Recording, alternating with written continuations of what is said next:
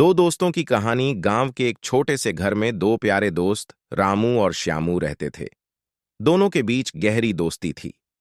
रामू और श्यामू बचपन से ही एक दूसरे के साथ खेलते और बड़े होते गए। गांव में उनकी दोस्ती की मिसालें दी जाती थीं, क्योंकि वे हमेशा एक दूसरे की मदद करते और खुशियां साझा करते। रामू एक खुशमिजाज और हंसमुख लड़का था।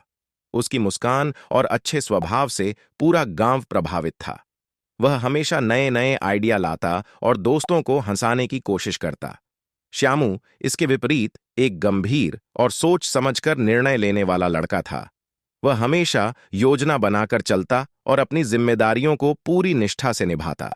एक दिन गांव में एक बड़ा मेला लगा। मेले में कई प्रकार के खेल, झूले और स्टॉल्स थे। रामू और श्यामू भी मेले में गए। मेले में घूमते हुए उन्होंने देखा कि एक गरीब परिवार को अपने छोटे से स्टॉल पर कुछ सामान बेचने के लिए संघर्ष करना पड़ रहा था। वे दोनों यह देखकर दुखी हो गए और तय किया कि वे उनकी मदद करेंगे। रामू ने एक आइडिया सुझाया, हम एक प्रतियोगिता का आयोजन करेंगे जिसमें गांव के लोग भाग लें और जीतने वाले को हम एक छोटा सा पुरस्कार देंगे। इससे लोग मेले में आकर्षित होंगे और गरीब परिवार को भी मदद मिलेगी। श्यामू ने पहले सोचा कि यह आइडिया अच्छा है, लेकिन इसमें बहुत मेहनत लगेगी। फिर भी उसने रामू की बात मानी और दोनों ने मिलकर प्रतियोगिता की योजना बनाई। उन्होंने प्रतियोगिता के नियम बनाए, पुरस्कार तय किए और मेले में अच्छे से प्रचार किया। मेले के दिन प्रतियोगिता का आयोजन बड़ी धूमधाम से हुआ।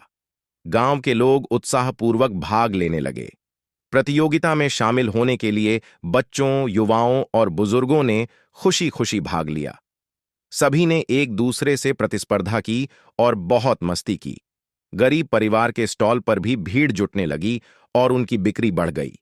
मेला समाप्त होने के बाद गरीब परिवार ने रामू और श्यामू को धन्यवाद दिया और उनकी मदद की सराहना की। उनके चेहरे पर खुशी की चमक थी, जिसे देखकर दोनों दोस्तों को गहरी संतोष की अनुभूति हुई।